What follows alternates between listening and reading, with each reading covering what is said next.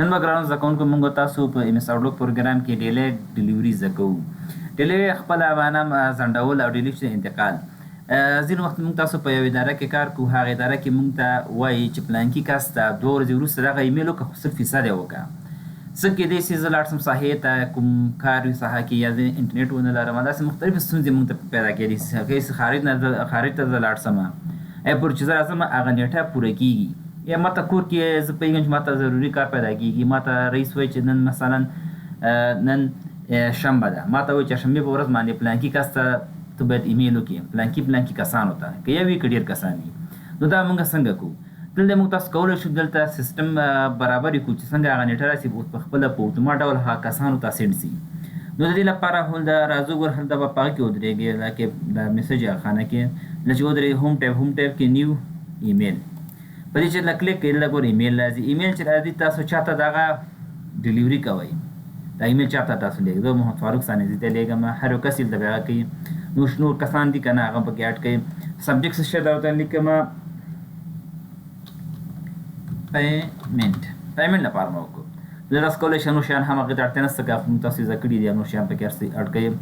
دلته راځم آپشن ته. آپشن کې دلته ګوره دلته ډیلی ډیلیوري. مخکې د ډیلی ډیلیوري نه څه دغه کوم، دلته راځم ګوره دلته اول دغه زده کوي چې دلته دغه سیو سینډ آیټم ټو. دغه څه چې کوم شیان زه سینډ کوم آیا دا د په ډیفالټ فولډر کې راشي که نه دلته ادر فولډر کې هم راوستلی شو. دلته کوم فولډر موږ راوستی یا فولډر کې ورکړو د سینډ آیټم کې نه ځي.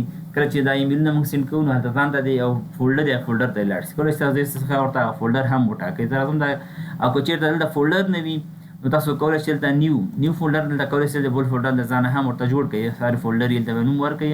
نو دلته بیا تاسو کولی شئ چې هغه ایمیلونه چې سینډ کوم ته سینډ کوئ اوس که نه دا ټول هغې کې ځي، ما فولډر کې په دې سینډ آیټم کې نه ځي. اصلا دا کلوز کوم. ډیلیوري چې دلته باندې کلیک کړه که نه دلته چې هر وخت موږ کلیک کړو ګوره موږ ته ګوره دغه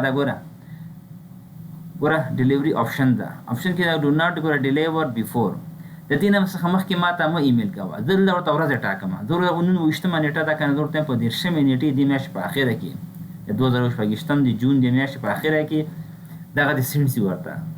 څو بجې د سینډ شي هغه ټایم هم ورته مشخص کوئ چې دا د ګوره 8 بجې زه دفتر ته راځم که نه 8:30 ورته 8:30 بجې دفتر ته راځم. سړی فکر ونه چې دا داخل کې نه ده یا پروسپاتۍ تللی ده، نو هغه کس ته د ټایم هم معلوم شي د دغه بجو کې دا ایمیل شوی ده چې هغه کس هم پرې پوه شي چې والا دا کس دا مانه پیمنټ غواړي.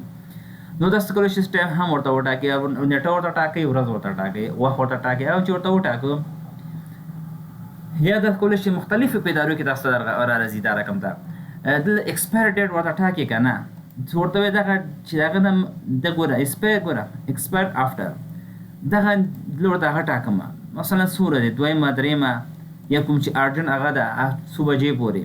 نو هغه کس پوهېږي چې دغه ایمیل چې ده د دغه ټایم نه وروسته دغه نور اعتبار نه لري، یا دغه هغه پوره سوی ده. تاسو یو څو انوایټ کړي دي یا مختلف شیان تاسو کولی شئ د دفاتر تاسو مخې ته راسي. نو هغه کس چې خپل ایمیل خلاص کړي اول ته وګوري نیټه یې څو ده د څلورم تاریخ ماته ده، او دا پرون چې دا ګوره کلوزینګ ډیټ دا ده. ایمیل ډیلیټ کېږي نه، خو هغه کس چې کله خپل ایمیل خلاص کړي نو هلته هغه کس ته ښکاري چې په دغه نیټه باندې ګوره ماته راغلی ده چې دا تاسو ته نه اپلای کېږي.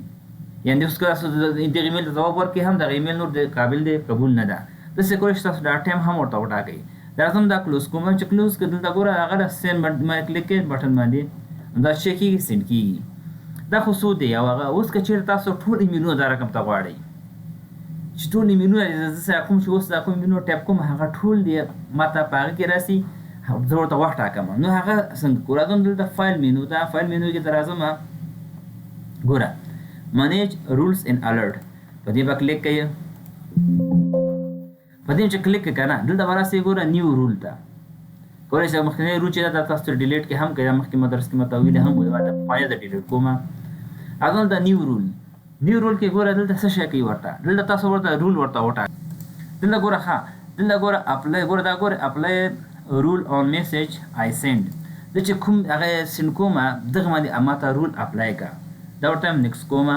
دا مې چې نیکس کړه که نه دلته ګوره تاسو کولی شئ نور کوم رول څه شی پکې تاسو هغه هم دلته ورته وټاکئ چې دغه رول څه ده، زه دغه باندې زه ټایپ کوم. دلته هم تاسو کولی شئ رول وټاکئ. دلته هم نیکسټ کومې ده. هم چې نیکسټ دلته راځم ګوره ښه دلته ګوره defer delivery to a number of ګوره minutes ورته هم دغه باندې ماته هغه کړه. دا چې کله هغه کړه که نه دلته ګوره apply this rule after I send the message defer delivery by number of minutes. دلته څومره منټونه ورته ټاکئ.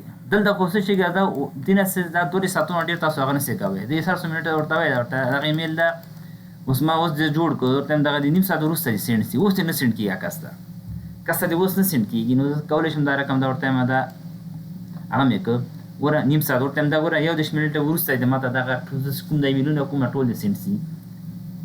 دا ورته وایم نیکسټ دې ورته وایم نیکسټ ګوره رول هغه دلته کولی شي تاسو کولی شئ او دغه رول هم ورکوئ. دلته ګوره رول نیم سپیسیفیک نیم ورکوئ ګوره message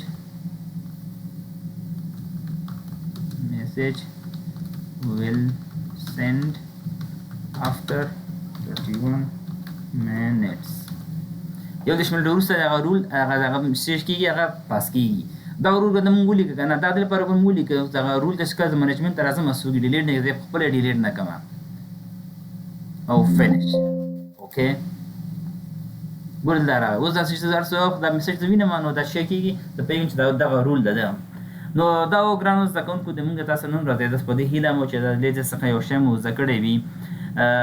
که چېرته تاسو اوس پورې زموږ یوټیوب چینل سبسکرایب کړی نه زموږ یوټیوب چینل سبسکرایب کړئ ویډیو ځان سره لایک او شیر کړئ ترڅو نور کسان ته هم داسې معلومات ورسیږي هغوی هم د داسې ویډیوګانو څخه ګټه واخلي. باقي بوله الله پاک سپارم هر چېرته چې اوسئ ښاد آباد اوسیږئ. ښه وخت ولرئ.